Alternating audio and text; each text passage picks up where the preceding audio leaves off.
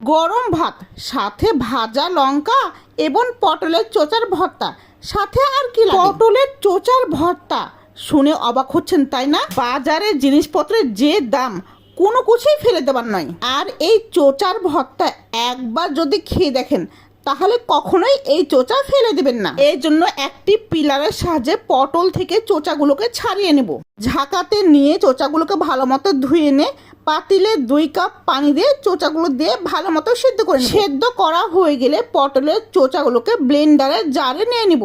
সাথে দিয়ে দেবো 3 থেকে 4টে কাঁচামরিচ, 2 থেকে 3টে রসুনের কুচি করে রাখা কোয়া। অল্প পরিমাণ পানি দিয়ে ব্লেন্ডারে ঢাকনা ঢেকে দিয়ে 3 থেকে 4 মিনিটের জন্য ব্লেন্ড করে নিই। এই তো আমার পটলের চোচাগুলো ব্লেন্ড করা নেওয়া হয়ে গেছে।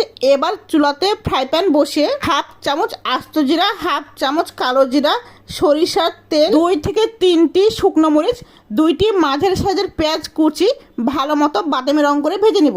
এরপর দিয়ে দেবো ব্লেন্ড করে রাখা পটলের চোচাগুলো, সামান্য পরিমাণে হলুদের গুঁড়া, স্বাদ মতো লবণ এবং খুব সামান্য পরিমাণে কাশ্মীরি লাল মরিচের গুঁড়া দিয়ে 2 থেকে 3 মিনিট মৃদু আঁচে ভেজে নেব। ভর্তাগুলোর পানি সমস্তটা টেনে নিলে ভাজা ভাজা হয়ে আসলে 1 চামচ মতো চিনি দিয়ে ভালো মতো নেড়ে চুলা থেকে নামিয়ে নিব। ভাতের সাথে একটুখানি পটলের চোচার ভর্তা হলে আর কি লাগে, নিমেষেই 1 প্লেট ভাত শেষ হয়ে যাবে।